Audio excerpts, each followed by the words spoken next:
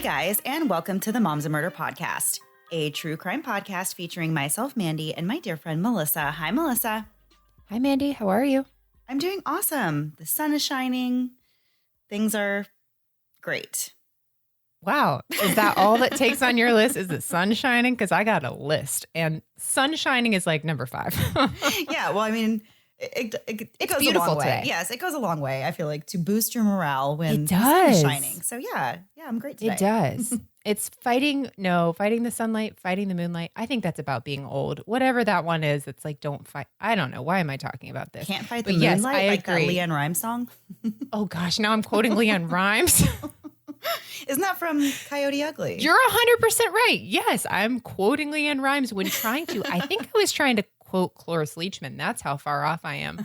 Why do you allow me to talk? We should just have an edit, and it should just be me saying, "Good, how are you?" And then that's it. Just insert it in every week.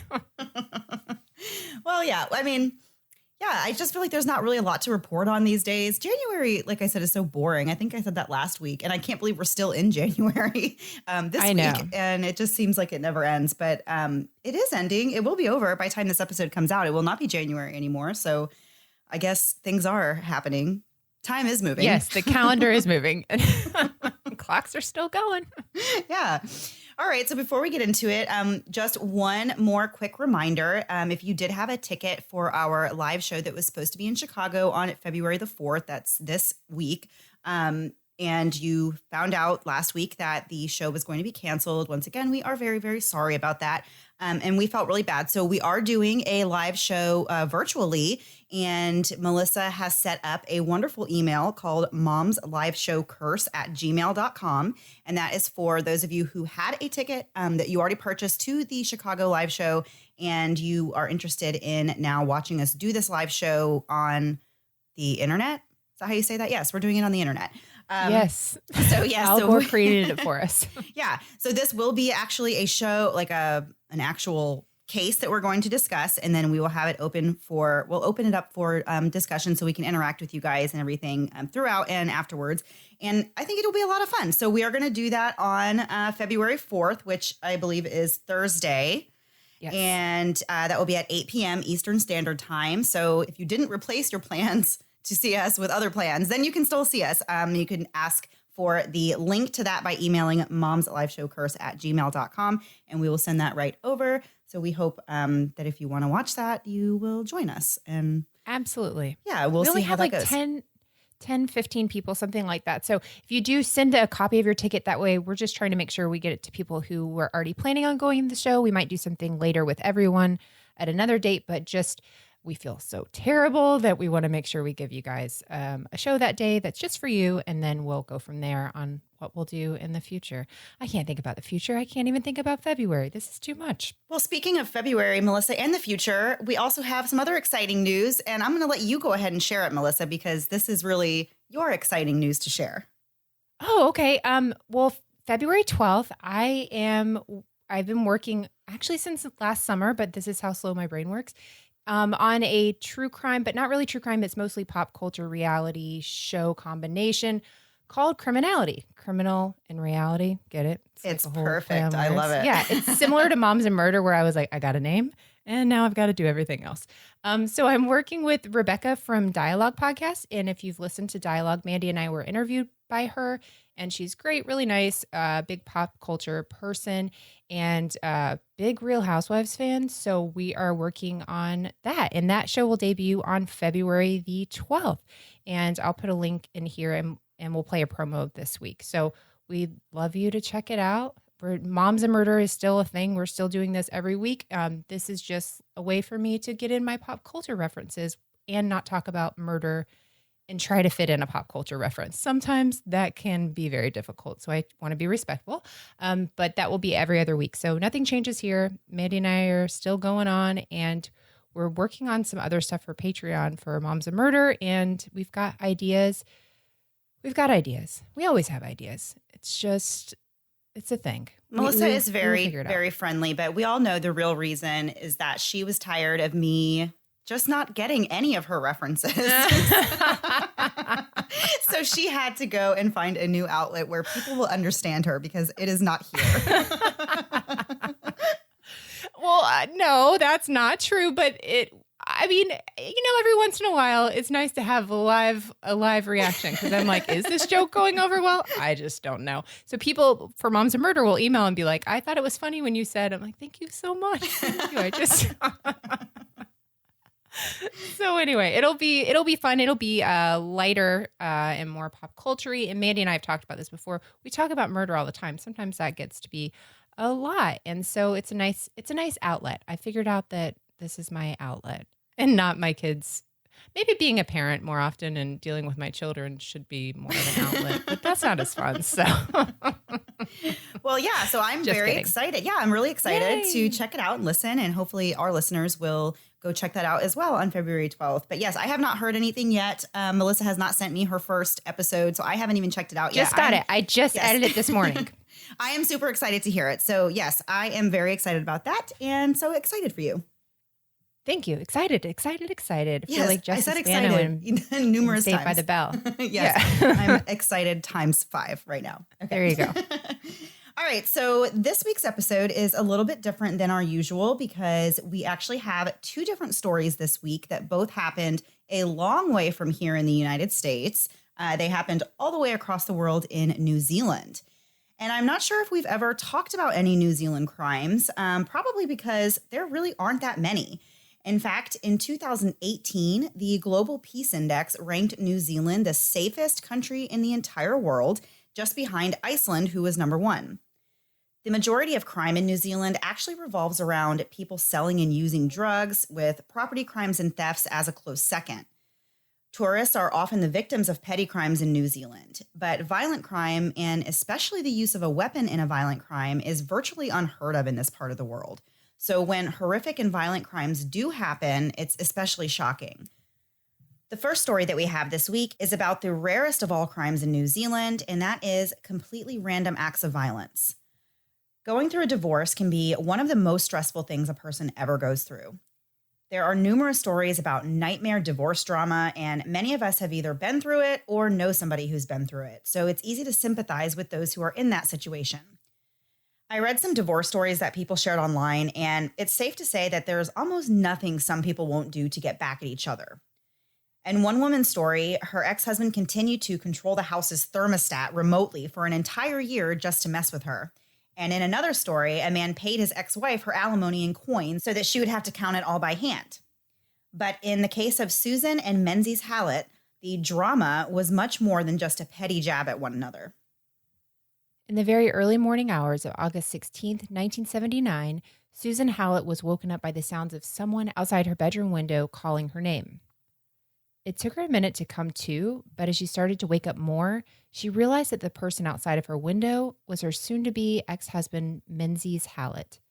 It was clear to Susan that Menzies was drunk, which didn't surprise her much considering she just delivered some bad news to him earlier on regarding their daughters just hours earlier. The marriage between them had been over for a couple of years, and they were in the midst of a custody battle over their 2 daughters, who at the time were 14 and 11 years old. The oldest daughter had been living with Susan, while the younger one stayed with Menzies. But Susan had just given the news to him that he would not be getting custody of either of the girls, and that they would both be living with Susan at her home in Wellington. At this time, Menzies was working as a real estate agent and living in the back of his parents' house while he renovated a house for himself across town.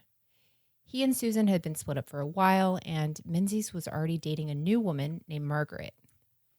On August 15th, Menzies visited a friend, and they drank several drinks with vodka and gin while discussing Menzies' divorce and the custody arrangement with his daughters. And it was when he arrived home later that evening that he found this letter that Susan had written to him, letting him know that both of their kids would be living with her from now on. Reading this letter upset him greatly, and he headed over to his girlfriend Margaret's house to talk with her about it over dinner, where he continued to drink alcohol. His demeanor was not upbeat or uplifting. He seemed very depressed, but in an urgent sense, like he needed help that very night.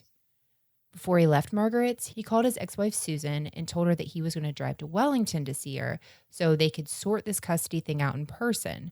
But Margaret was very concerned about his state of mind when he left. Right before he walked out the door, Menzies pointed at a vase that Margaret had in her home and asked if it was valuable to her.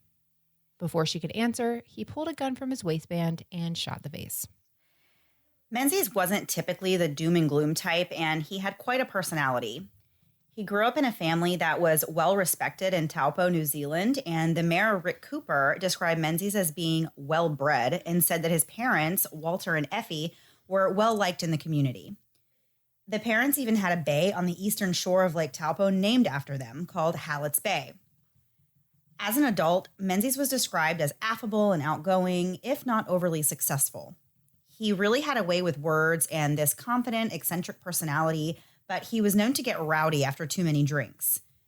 He was known for always looking sharp and talking nicely, but a former real estate employer said that there was something creepy about Menzies. And another word that was used to describe him was unhinged, which these are obviously contrasting words to the other nice things that people were saying about him. So it's almost like he had kind of two sides to him. He worked hard and he was very successful as a businessman by the 1960s. And he worked in real estate, screen printing, finance, and more. In the mid-1960s, he married Susan and had two daughters who they raised in Palmerston North, where Menzies worked at his father's sporting goods store before Menzies and Susan moved to Taupo with their girls. But over the years, Menzies and Susan's relationship fell apart, and by the late 70s, their marriage was over. It was at this time that the couple's oldest daughter stayed with Susan, and the youngest went to stay with Menzies in the back of his parents' house. Now, Susan was disputing the custody arrangement and had sent a letter informing Menzies that both girls would be living with her. And it was just hours later that Menzies was tapping and shouting outside of Susan's bedroom window. When Susan woke up and saw that it was her ex-husband, she got up and let him inside to ask him what he wanted and what he was doing there in the middle of the night. At this point, we're talking about between 1:30 and 3 o'clock in the morning that he's showing up there. Ooh. Yeah. So when Menzies got inside, the story unfolded in a very confusing and very terrifying way. Menzies, who was in a drunken panic, proceeded to tell Susan that he had just shot a man at a gas station because the man refused to open the store to sell him something. As we said, it's the middle of the night and poor Susan has just been jolted awake by Menzies shouting at her window, so she was in a pretty confused state. If my kid wakes me up in the middle of the night, actually my husband's more disoriented than me, but I'm still pretty disoriented. So I can't imagine hearing shocking news when being awoken. Like if my kid's throwing up, I'm already like, what? How did this happen? But to hear like, hey, I just killed somebody, that would be quite a shock to your system. And you have to think you're dreaming. I mean, there's just sure. That's just crazy. So Menzies actually seemed just as disoriented and confused as Susan, and he asked her to turn on the radio so they could listen to the news to see if there were any reports of a shooting, so that Menzies could see if he was dreaming or if he'd really shot someone. Oh my gosh. So he then showed Susan the gun that he allegedly used in this murder and told Susan that he wanted to shoot himself. Before he left Susan's house, he pleaded with her not to go to the police for the sake of their two daughters. And although Susan agreed to get him out of there, she called the police as soon as he left and reported what he had just told her. Unbeknownst to Susan, Menzies wasn't just drunk and acting foolishly. He was actually telling her the truth, and he had just killed a man he'd never even met before, named Rodney Tahu, an innocent gas station employee who was just trying to close up for the night and got caught in Menzies' rage.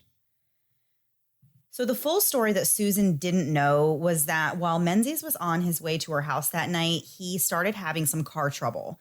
He heard some rattling while he was driving, so he pulled into a Shell service station to buy some oil for his car. But when he got there, he realized that he was just a few minutes too late and the store had just closed up for the night. Now, anyone who's ever worked in retail or in a store or around a register at all knows that this is a whole process and there's a whole protocol whenever you're closing up for the end of the night. So I have worked in retail and customer service, and I know for sure that once you close your register for the night, you can't just reopen it, Right. without significant accounting, taking place once you've closed everything down. And same thing after you've, locked the doors and set the alarm. There are certain steps that, people, managers, and everybody goes through whenever you're closing up a business for the night. So you can't just say, sure, I've already done all these things, but now I can go in and sell you something, because you just can't. I mean, it would just take a lot of effort to do that. And that's just not how it works. You just cannot do that. So Menzies was already drunk and he was in a distressed state after learning this latest news in his custody battle. And when he was told that the store was closed for the night, he became very angry about this. It was only about 3 minutes past closing time, and he just refused to accept that Rodney would not go back in and sell him a quart of oil. Menzies uttered a racial slur at Rodney, which in turn led to Rodney becoming defensive, and he went to approach Menzies to confront him about it. At this point, Menzies pulled out a .22 caliber pistol and pointed it at Rodney, who immediately turned and yelled for help while he started to run for cover between the gas pumps. And picturing this whole scene playing out, a shootout at a gas station, Oh my gosh. really, it's terrifying because there's so many things that can happen, not to mention that you're actually in the process of trying to harm a person, but all the other things that can happen too. It just made me like, oh my gosh, I cannot imagine this poor man. So Menzies fired his gun, but he missed Rodney on the first shot, and he fired again and hit him in the shoulder. After Rodney was shot, he fell to the ground and yelled for help again, but there was really nobody around. Menzies then walked over and stood over Rodney and shot him again near the corner of his eye. He then got into his car and continued on to his ex-wife Susan's home in Wellington. Shortly after the shooting, a passing truck driver spotted Rodney lying unconscious in a pool of his own blood in the gas station parking lot. Rodney was taken to the hospital where he died a few hours later, despite efforts to save his life. As we mentioned before, Menzies told Susan about this and asked her not to contact the police, saying it's for the sake of their kids, but Susan called the police anyway. Police knew that Menzies would be on his way home after he left Susan's place, so they had multiple officers set up and wait for him along his route home. At some point, Menzies spotted police and made a U-turn, so he was no longer heading towards his home. But police followed him for a long way down a back road. Menzies eventually came upon a roadblock and had to stop his car with police hot on his tail. He refused to come out of his vehicle, and so a standoff between himself and police ensued. At some point in the chaos, a shotgun that Menzies was holding discharged, shooting himself in the left shoulder and in the arm. But police didn't know if he intended to fire the gun at himself, at them, or if it was just an accident that it went off at this particular time. But either way, Menzies had just shot himself in the arm and he needed medical attention. So the Armed Defender Squad approached Menzies' car and he was taken to a hospital for treatment for his gunshot wound. Once he was released, he was charged with murder and he stood before a judge 2 weeks later. Unfortunately, in a turn of events, at the time this case took place, spouses couldn't give evidence or testimony against each other legally, and Susan's testimony was really all they had against Menzies. So this is the late 70s. There's no surveillance camera. There's no, cell phone records really to prove anything. All they have is that this ex-wife or this wife going through a custody battle with her husband is calling and claiming, my ex-husband has killed somebody, do something about it. So without Susan's testimony, all the other evidence in the case was really considered to be circumstantial. And in the end, there wasn't enough to charge Menzies with murder. Since there were no other suspects in the case, it was closed and it became a cold case. And we're going to get into what happened next after one quick break to hear a word from this week's sponsors.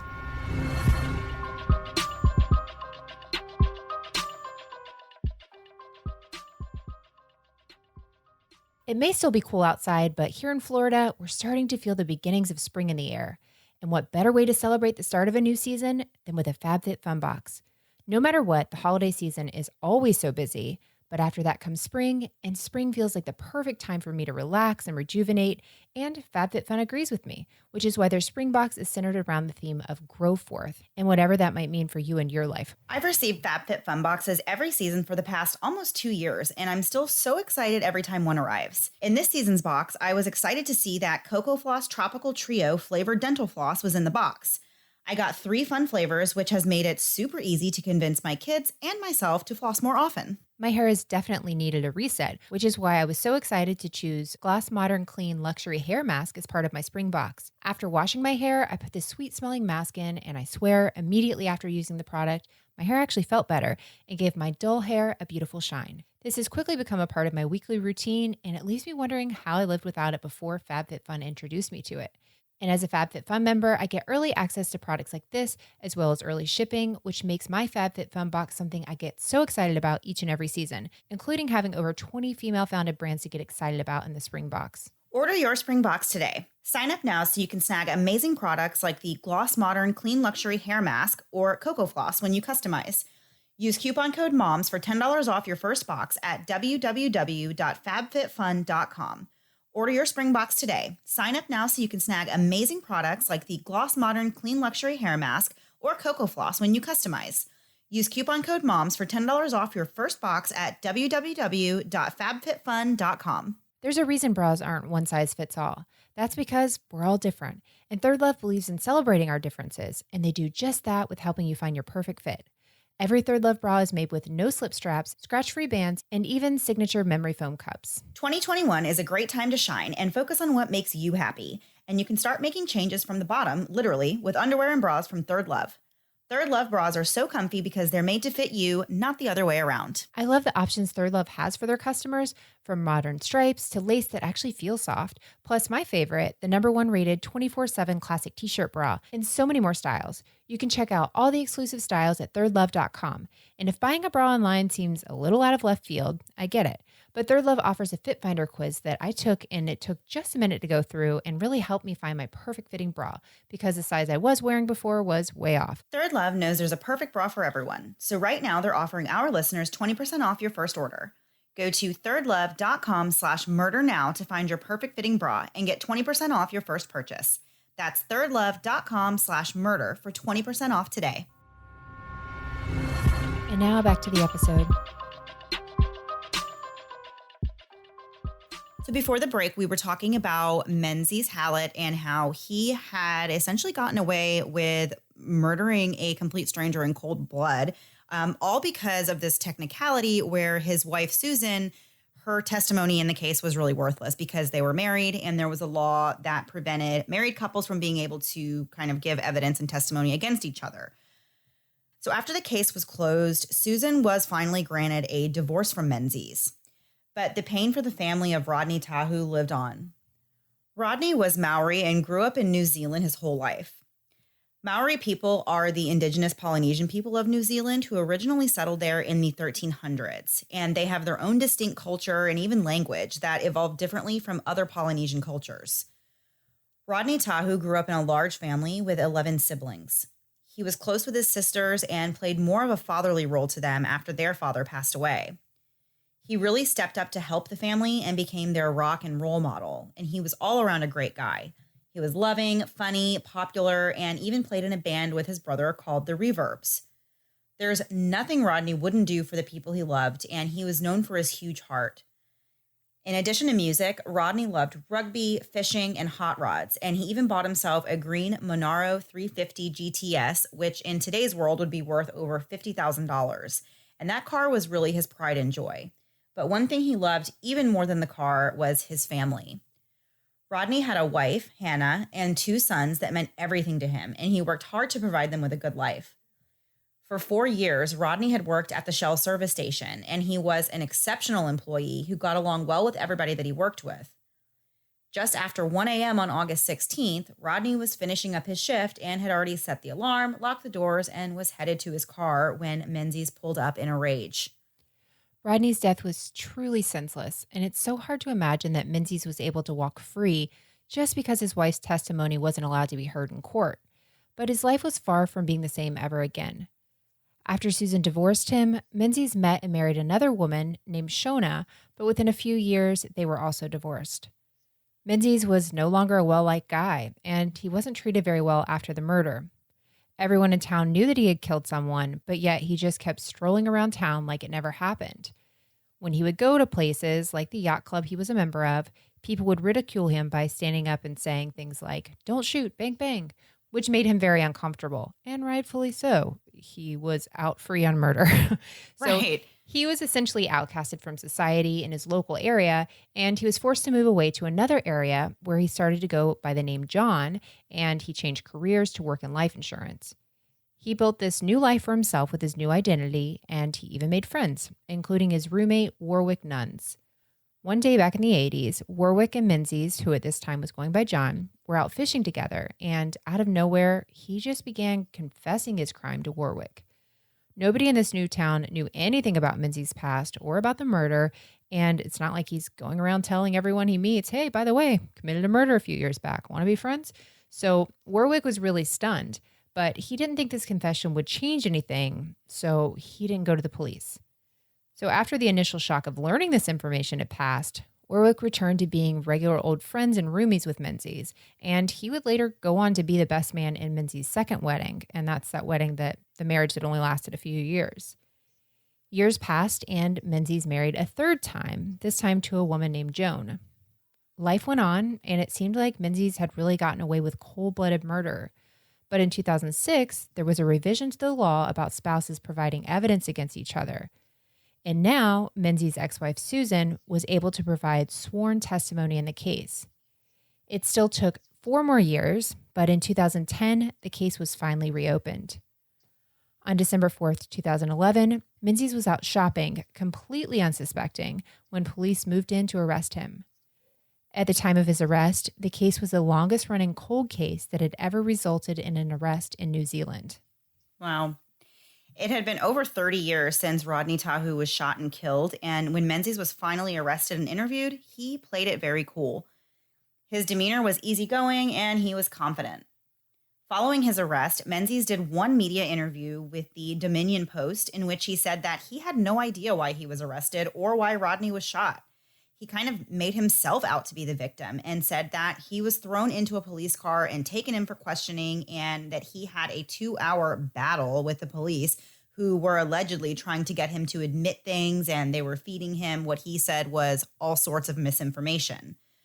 So when 30 years has passed between the time that something happened to the time that you're being interviewed by the police, I wouldn't know this, but I can only imagine that it was probably very easy for him to kind of detach himself from the situation because so much time had passed. And it's like you go on and live this other life to the point where he probably put it behind him, as best as he could and moved on. So I imagine it wasn't very hard for him to sit there and be like, I have no idea what this is all about, because there had been so much time, that had passed in between. So it's not like he was nervous about it because this was so fresh and so new. This has been a long time since this has happened.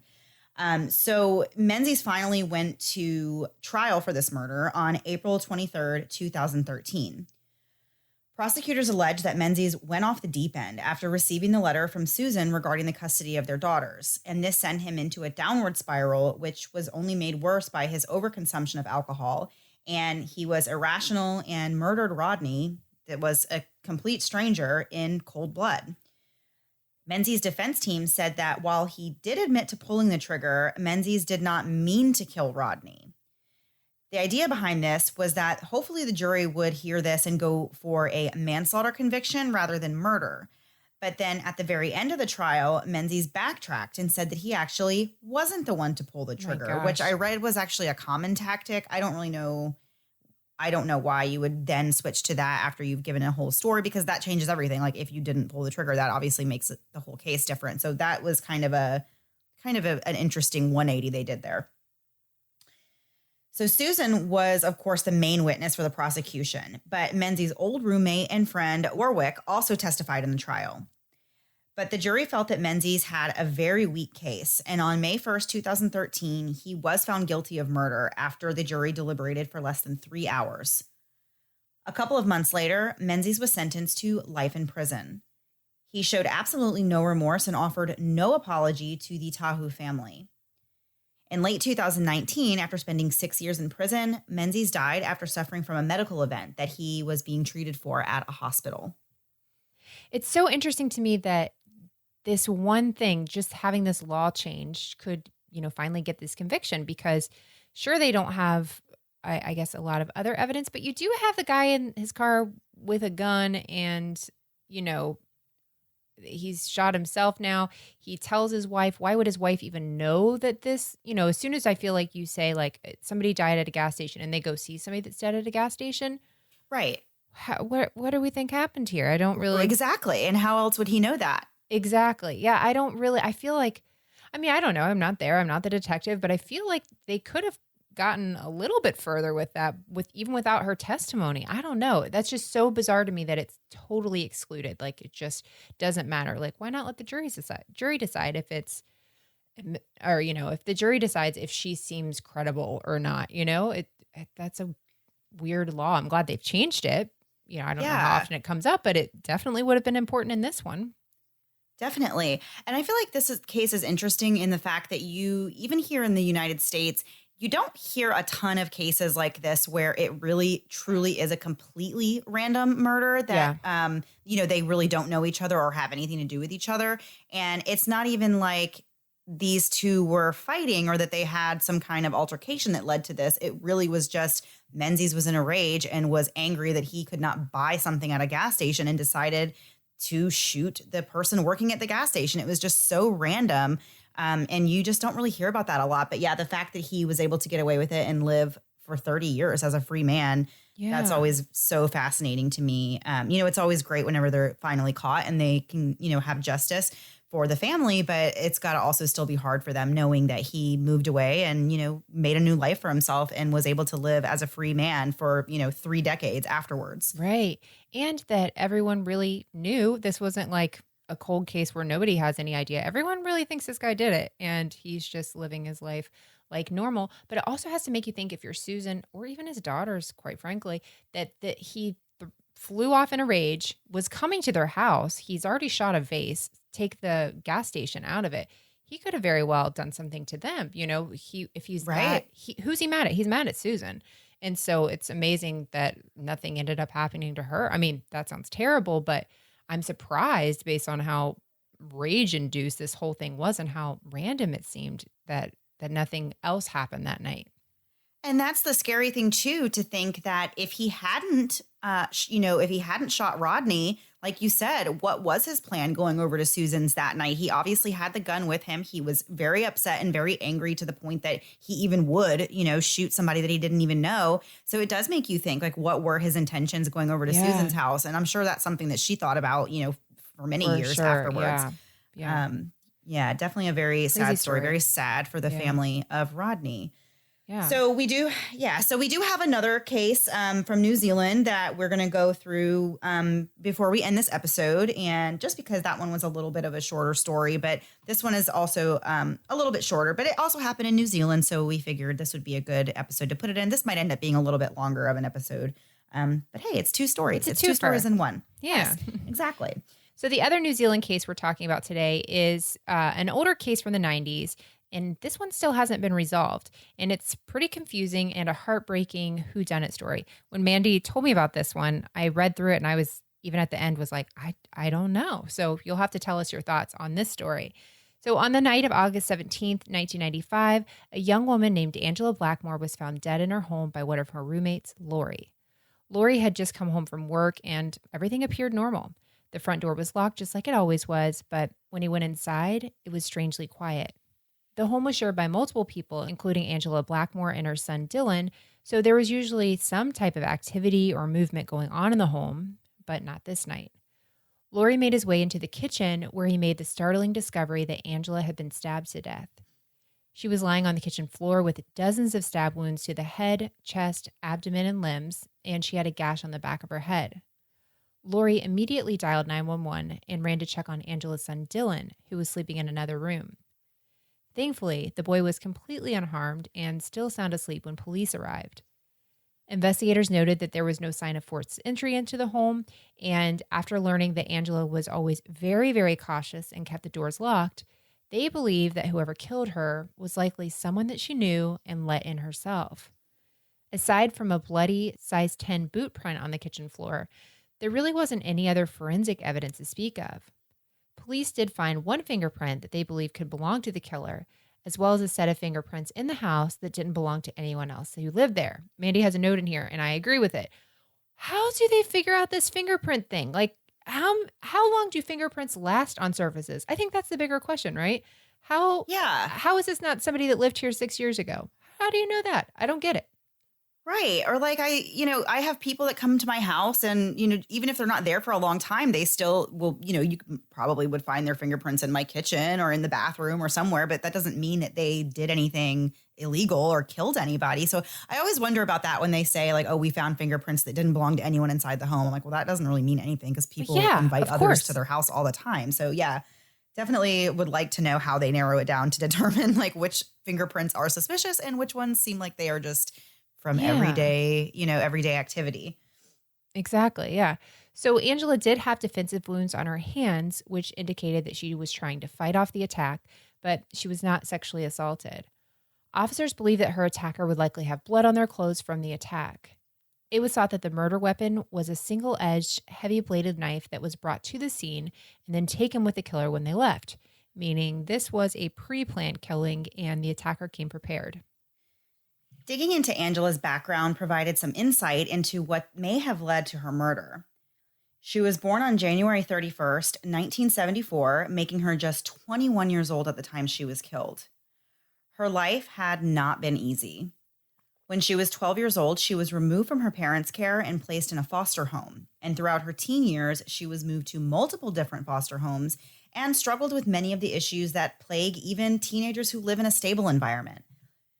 She turned to drugs and solicitation before she was 18 and spent many nights sleeping on the streets and making friends with people who were involved in some sketchy and illegal activity in the city.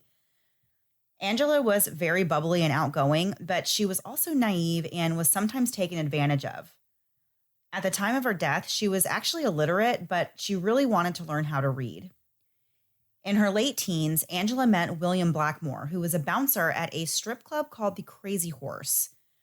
The club was owned by a well-known local crime figure, and of course, as a result, there was plenty of questionable activity associated with the club and those who worked there.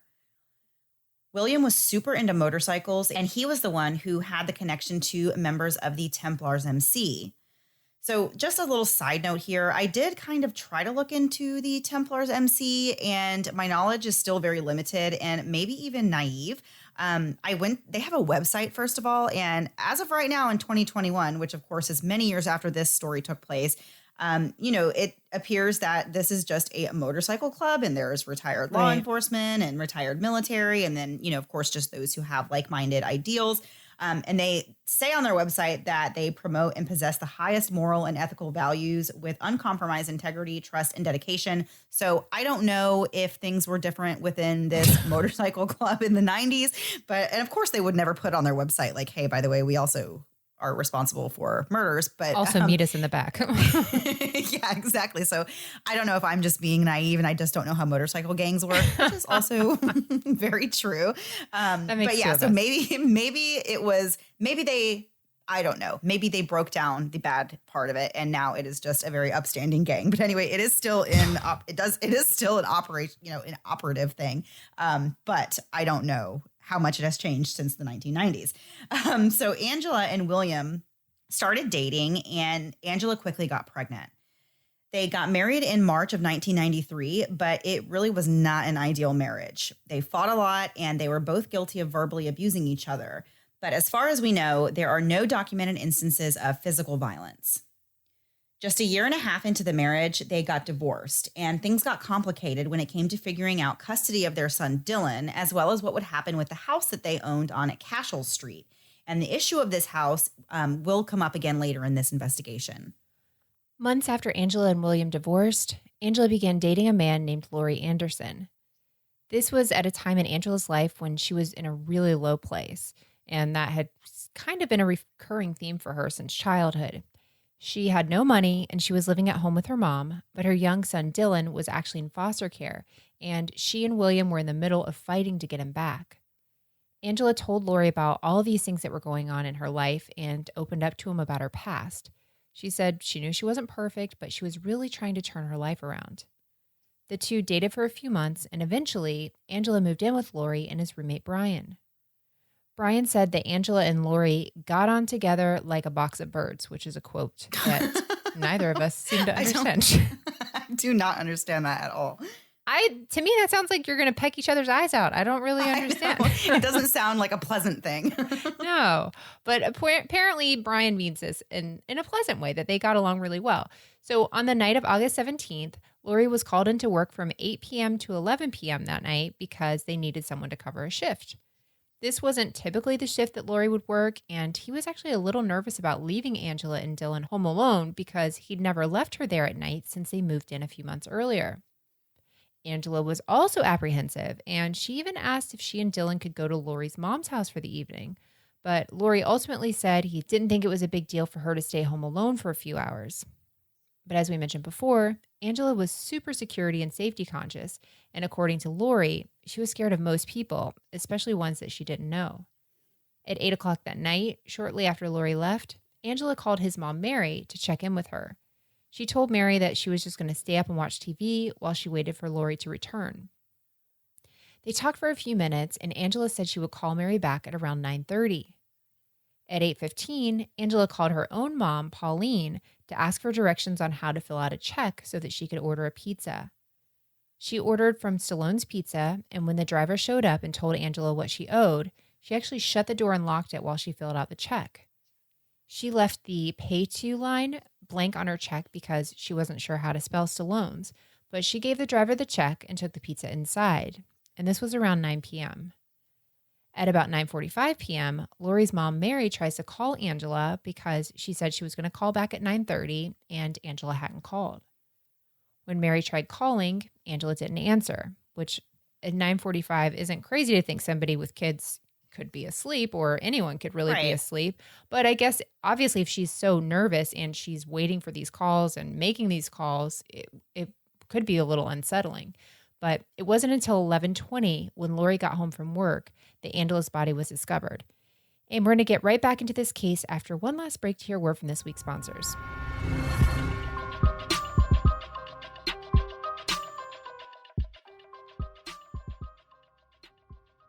When I get hot, my family lovingly refers to me as the Hulk. Cute nickname, I know. And that's because being hot makes me uncomfortable and irritable and ragey. That goes doubly for nighttime. When it's time to sleep, I need to keep cool to be more Bruce Banner and less Hulk. And the best way to do that is with Eucalypso home sheets. Eucalypso home sheets are made from 100% organic eucalyptus fibers and are 2 times softer, 3 times more breathable, and 10 times more sustainable than cotton sheets. Eucalypso sheets are naturally temperature regulating and 3 times more breathable than your regular cotton sheets, making these sheets the most comfortable sleeping environment. They're also moisture wicking, so you can say goodbye to night sweats. I also love that they are antibacterial and hypoallergenic, which means less laundry, which is another huge bonus for me. Keeping cool at night has always been a challenge, but the designers at Eucalypso were more than happy to take it on. Not only are these sheets so comfortable and cool, but 99.9% of the materials used are recycled and reused in their production process, which not only helps protect the environment, but makes Eucalypso sheets the most eco-friendly sheets on the market. Find them at eucalypsohome.com. Go to www.eucalypsohome.com and use promo code MOMS for 10% off, plus free shipping on your entire purchase. Again, that's eucalypsohome.com and use code MOMS. There's never been a better time to take care of yourself than now. Whether something in your life is interfering with your happiness or preventing you from achieving your goals, the licensed professional therapists with BetterHelp want to help you become the best you this year. BetterHelp is professional counseling that you can do right from the comfort of your home through weekly video or phone sessions. I've used BetterHelp over the past year, and I can't tell you what a relief it is just to get all my thoughts out to a professional without ever having to leave the house. I deal with anxiety and depression and have most of my adult life, so just having someone I can talk through with these scenarios or those immediate big problems that pop up in life has been really invaluable, especially this last year. Of course, anything you share with your BetterHelp counselor is completely confidential, and best of all, BetterHelp is more affordable than traditional online counseling. Financial aid is also available. Whether you're struggling with family issues, sleep, stress, or more, BetterHelp will match you with your own licensed professional therapist, and you can start communicating with them in under 24 hours. In fact, so many people have been using BetterHelp that they are recruiting additional counselors in all 50 states. We want you to start living a happier life today. As a listener, you'll get 10% off your first month by visiting betterhelp.com/moms. Join over 1 million people taking charge of their mental health. Again, that's BetterHelp, HELP.com/moms. Hey guys, as you know, I'm someone who loves knowing a little about everything. I love the news, I love entertainment, I love it all. But sometimes I don't have enough time to get all the information, all the little details and the minutia of everyday news because my goodness, it's constantly going. But thanks to the Newsworthy podcast, I can get all I need in little bite-sized pieces. So if the stress of the news is getting you down, but you still want to know what's going on in things like the election, check out the Newsworthy. And in these 10-minute episodes, they're just on the go listening. I can listen to it quickly on a walk, on my way bringing my kids to or from school or one of their activities, when I'm in in line at the grocery store, there's never a wrong time to listen to the Newsworthy. But if you feel bogged down by the news and kind of the negativity of it, but you still want to be informed on what's going on, the Newsworthy is the place to do it. Erica at the Newsworthy is an independent journalist, and her team does really all the hard work and research for you. I love that the episodes are so well-rounded, and there will be fun stuff like tech or big stories, but the way Erica gives this, efficient and neutral overview of the news, and in just 10 minutes each weekday, it's perfect. Just search The Newsworthy in your podcast app or go to thenewsworthy.com to start listening. Again, search for the podcast The Newsworthy, 2 words, The Newsworthy, to make staying informed easier and more enjoyable every weekday. Now back to the episode. Before the break, we were talking about how Angela's boyfriend, Lori, had just come home from work at about 11:20 p.m. and found Angela stabbed to death in the kitchen of their home. Investigators interviewed neighbors in the area to learn more information, and they were told that there was a small red car parked outside of Angela and Lori's house that night, very close to the time of the murder. One neighbor told the police that she heard what she thought was a possible assault, followed by a car quickly leaving, sometime between 9:30 and 9:45 p.m. The pizza delivery driver also told his story to the police. They showed a photo of Angela and asked if she was the one who answered the door to get the pizza that night. And the driver said that he didn't think it was Angela, but the woman who answered the door was what he considered European, in her late 20s or early 30s, with brown hair to the collar and a medium build. So based on this description, the police did believe that it was Angela who answered the door. And also they used the fact that she didn't know how to spell Stallone's to fill out the check. And it was known that Angela was illiterate. So they thought, who else could it have been? She matches the physical description. And there's also this other thing. So naturally, the police talked to Lori and they confirmed his alibi that he was at work at the time this took place. They also interviewed the father of Angela's son, who was her ex-husband, William Blackmore. His alibi was that he was across town at home with his new girlfriend that night, and the police were able to determine that he was also telling the truth. Angela and Lori's roommate, Brian, also had a verifiable alibi for the night of the murder. But something police found or learned, and it's unclear what exactly it was, caused them to turn their attention in another direction, and they started to focus on the Templars MC group. The police raided the homes of the Templars MC president, named Robert or Red Williams, as well as the homes of Sergeant-at-Arms Ross or Oscar Hesselwood and a debt collector and enforcer named David Hawken. And the headquarters for the motorcycle club was also searched. So this guy, David Hawken, he wasn't technically a member of the Templars MC. He was just an associate that owned the company Debt Collectors International, and he was the one that collected debt for the gang. But in a weird twist, David was also in the midst of, quote unquote, brokering a settlement between Angela and William Blackmore in relation to that house that they owned on Cashel Street that we mentioned earlier. This settlement was potentially worth tens of thousands of dollars. Apparently, David had given Angela and William $10,000 to help pay their mortgage, but then David fell on hard times and needed a place to stay, so he was actually living in the Cashel Street house at the time that Angela was killed.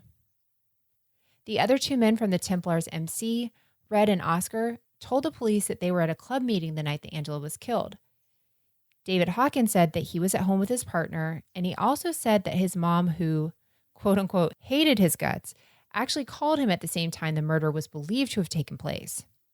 None of these 3 men were ever charged with anything, but they all remained possible suspects. However, just being suspects in a murder case was really not a good thing for these 3 men who were involved with this gang. David said, quote, "The murder turned over the underworld in Christchurch. It almost got me killed. I had every crime boss giving me crap. Everywhere the cops went, they said, 'This is because of David Hawken that you're getting tipped up,'" end quote. He said that members of the club, including Red and Oscar, were absolutely furious that he had brought them into this mess because of his association with Angela and William. He genuinely feared for his safety.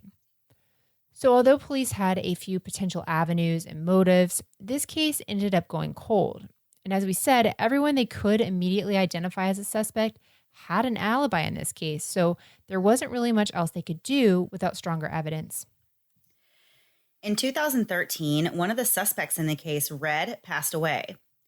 6 years later, in 2019, police decided to re-examine the case, and they put out a $100,000 reward for any information, and they opened a tip line, which generated more than 40 credible tips.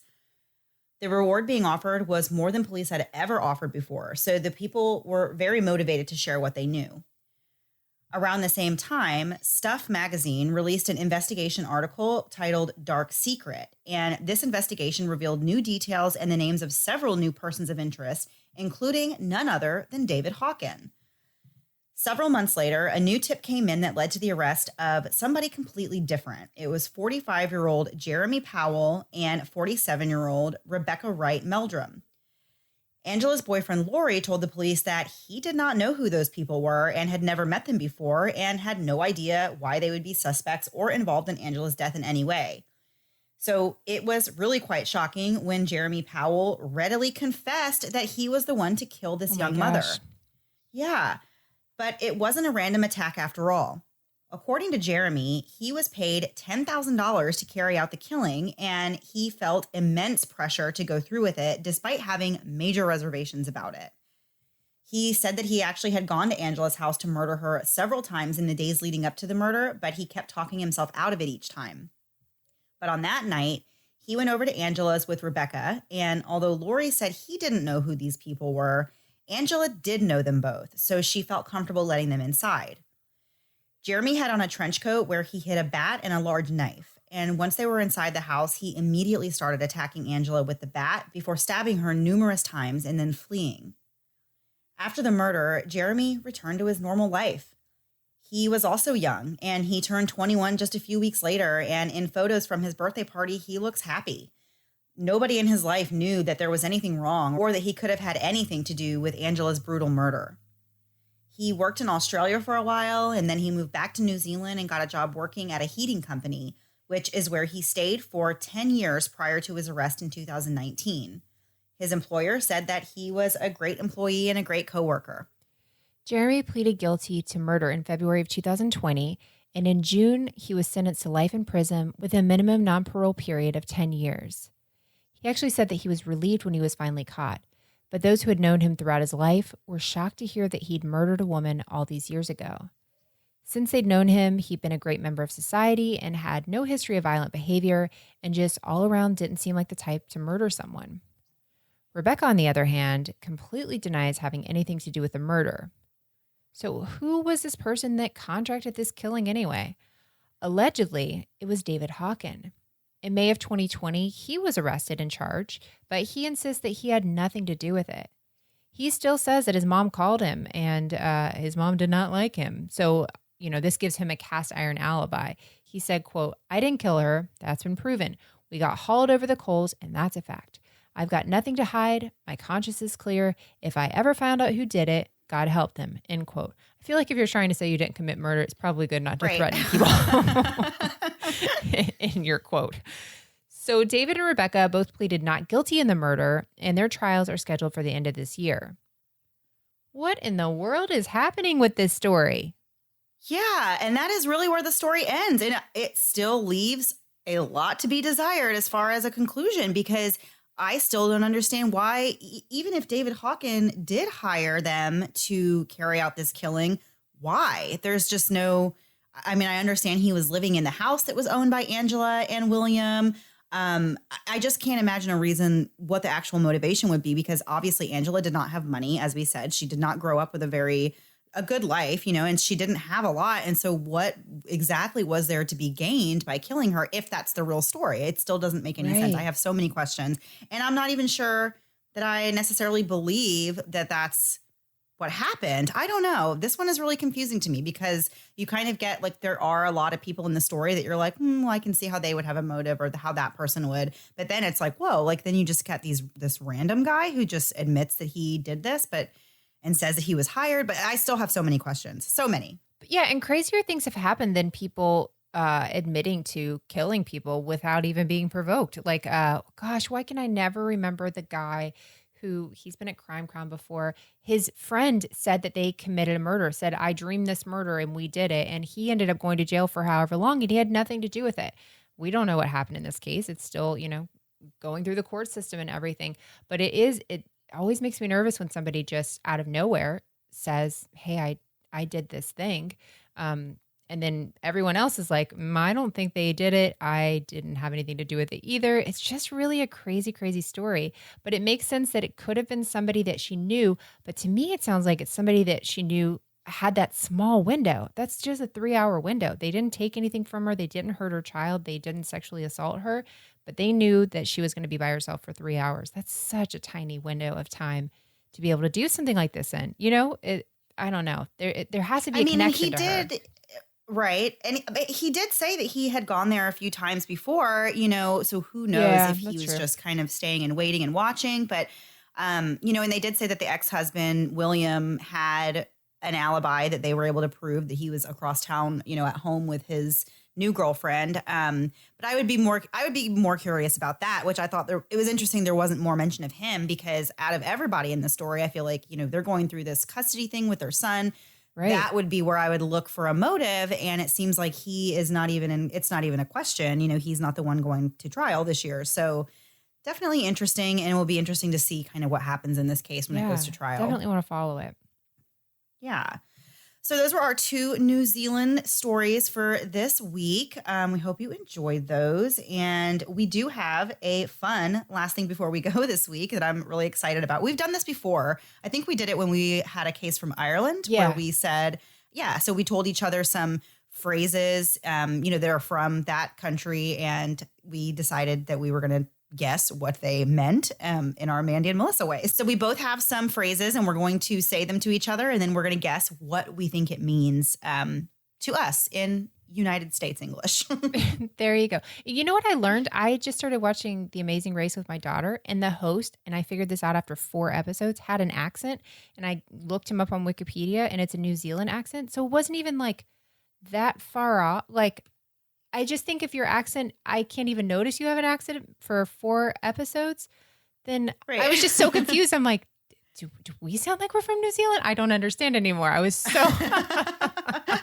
I felt stupid even Googling it. And I'm like, oh my gosh, he's from New Zealand. Okay, I am hearing something. I'm not totally crazy. So that's all I really know about New Zealand, that and Kiwis. So I'm excited to see what we have today. So Mandy, I'm going to give you the first one. The first one is just pop into the dairy. Do you know what it means to say you're just popping to the dairy? I'm going to say, I don't know. I'm going to say you're just going up to the store, like to the corner store. Perfect. Yeah, that's it. You are going, literally one of the things says you're going to the corner store or going to the convenience store. Any use of the word dairy is basically what you're doing. Oh, nice. Very good. I mean, I rarely buy dairy at the convenience store, but yes. It's not my first stop, but I guess I'll do it if I have to. Yeah. All right. So here's one for you. That fella is munted. That fella is munted? Okay. That fella is munted. He's angry.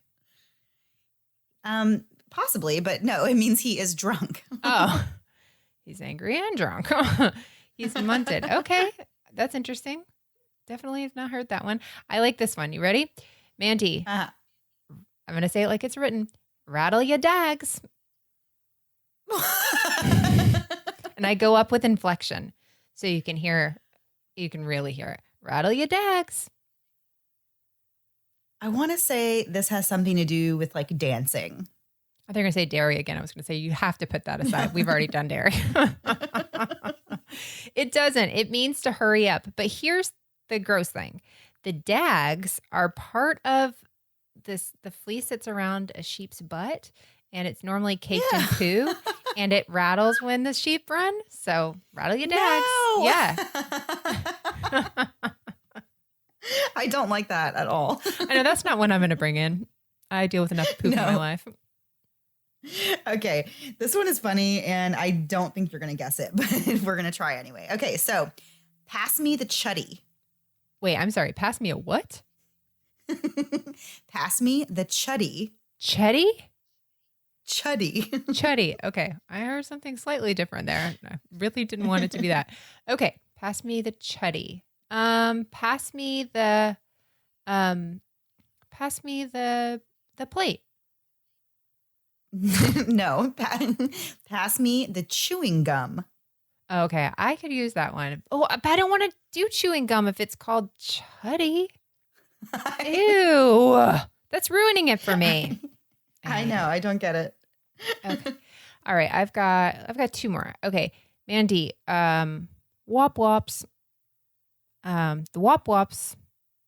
Wait, why am I trying to say a sentence with just the in front of it? It looks like we're out in the wop wops. I'm going to say it's like the equivalent of saying that like you're in the middle of nowhere. Yes, you are correct. Good job. I like that Perfect. one. Wop wops. It's better than the initial thing. You know what I'm saying? That starts with a B and ends with an E and there's another letter in the middle. That's what it reminds me of. But it's a cleaner version. Yeah. Okay, so here's one. I'm going to use my own name in this example. Mandy is packing a sad. Packing a sad?